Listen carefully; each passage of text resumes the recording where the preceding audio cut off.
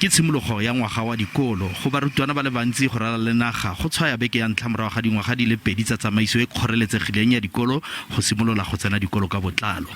Fela maemo kwa sekolong sa Akaville Combined e sentse le a farologaneng. Barutwana ba tsweletse ka go refosanya go tsena sekolo. Go tloga ka Ferikgong mogasi wa bosetšhabana etetse sekolo se go fitlha ga jaana ga go diphetogo. Lefapha la thuto la kwa Limpopo le fa go le jalo le solofeditse go abela sekolo ka diphaposi tse di sutisiwang. That mobile classrooms and mobile toilets for use by the school while we're still working out details around construction. Batsadi ba re ga go le fa e ka nna modiredi a le mongwe wa sekolo ya kileng a ba etjela nala fa e sale ba dira ditsholofetso.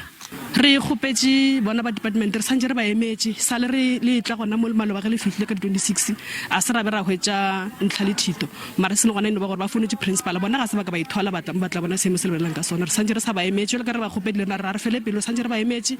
Le fa batsadi ba sekolo sa Akaville ba tsweletse ka fa tlase ga bothati ba tsa thuto ya Limpopo, lephata la thuto ya motheo le re go simolola go tsena dikolo ka botlalo go nnile le katlo ya dipresente di le Masome A Robonngwe Tlhano ya barutwana ba ba setseng ba boetse kwa dikolong ka botlalo.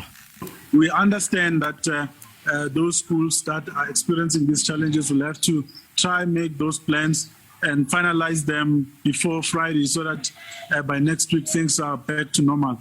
Well, we believe that a large majority of our schools, perhaps 95% or so, would have gone back to normal learning. Khabagare thuto ya motheo e ne tse dikolo go fitlha ka la botlhano go ka simolola go ya dikolong ka botlalo.